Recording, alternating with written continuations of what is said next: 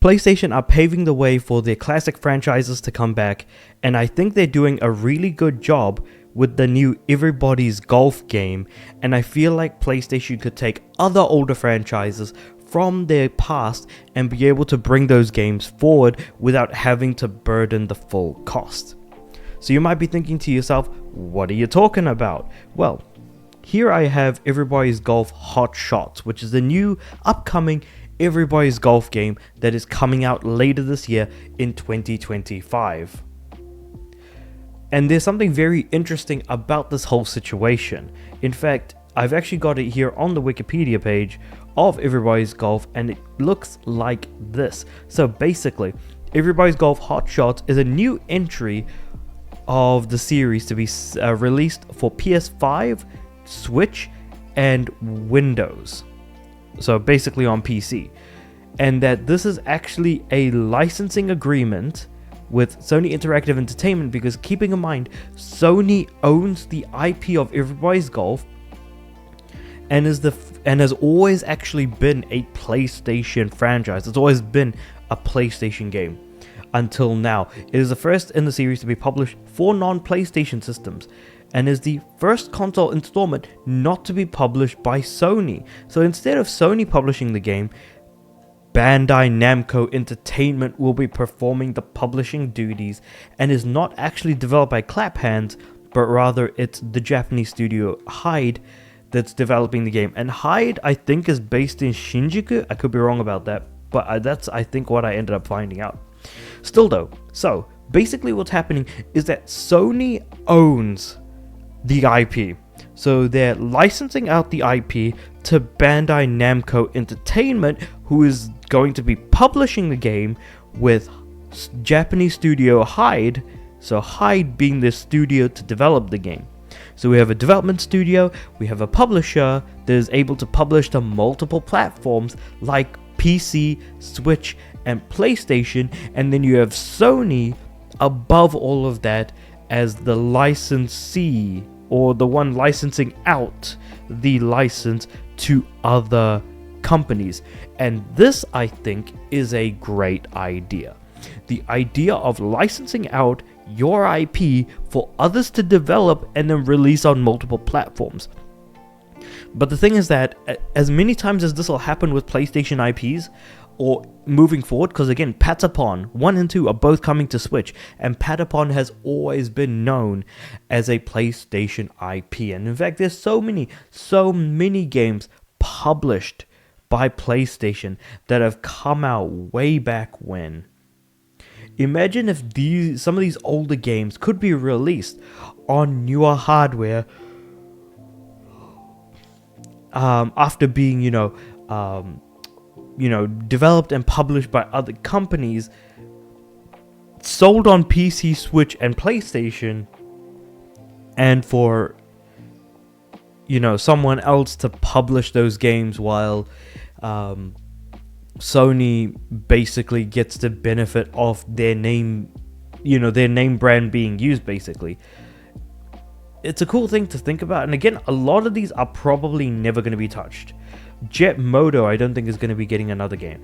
Will we possibly get another Wild Arms? Maybe. Will we get another Wipeout? Who knows? What else do we have here? We also have stuff like Twisted Metal. That could potentially come back. Colin McRae Rally. There's maybe a potential for that to come back. But with a different name, of course, I'm pretty damn sure. Mr. Driller.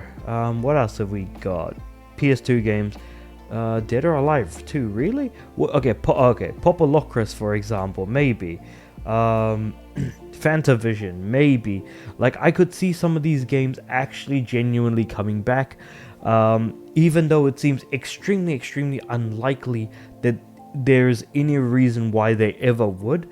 But I just thought that was actually kind of a good idea. And I kind of also wonder why a lot of other people don't do that sort of thing. Why don't a lot of other companies just let someone else do the developing and the publishing, and then the console owner is the ones that get to benefit from basically that money? I think that, like I said, I think personally that is a bloody excellent idea.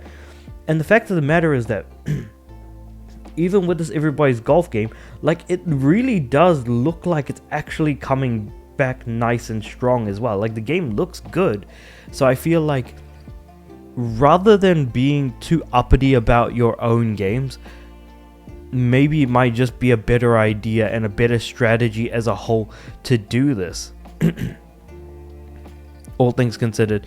And at the end of the day, like, yeah, this game looks great. I can't wait for it. I'm very excited for it.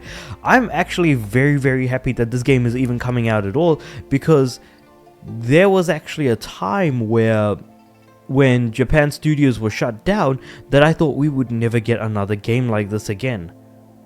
But anyway, I digress. Please be excited. Just, man, I don't know what else to say. It's a great idea. I think that Xbox is doing it in their own way, however, by releasing all of their games on all platforms rather than... Ooh, Wacky Golf. Okay, this is actually some new stuff in this trailer that wasn't shown off during the... Oh, and new characters as well. Or new and old characters to some extent, because some of these characters are actually from previous games. But yeah, now there's more golf for everyone. Man, I love it. God, I'm so excited. Available 2025. So it's only coming to PS5. It isn't coming to PS4. That's interesting. Love it though. So yeah. Anyway, as I was saying, I think that Xbox is doing things in their own way by effectively publishing on all platforms. They are their own publisher rather than allowing someone else to do the publishing. So I guess in a way, Sony needs to save that money because they're not as big of a conglomerate as Microsoft is. And while Microsoft is more than happy to throw money with hand over fist, it's still worth keeping in mind that there's still a bunch of cheap bastards anyways at the end of the day. So it's also worth keeping that in mind, that they're also trying to be relatively cheap in their own way.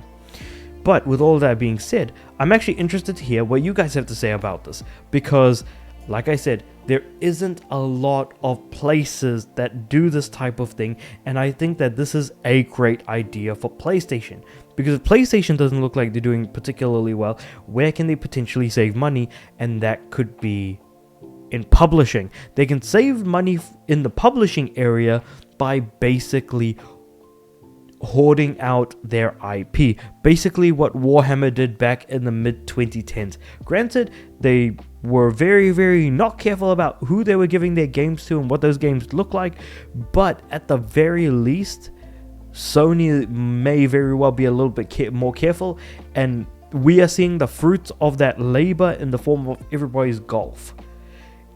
This game, coming out in the way in which it is, being published by not Sony and being developed by not Clap Hands, is effectively putting everything into place for a future strategy for PlayStation that could work very, very well. And I'm looking forward to seeing more older franchises come back. But with all that being said, however, let me know what you guys think about all of this in the comments below. Like the video if you liked it, subscribe to the channel. I'm aiming for 500 subs by the end of the year. And with all that being said, I do upload every day, so I'll see you guys tomorrow.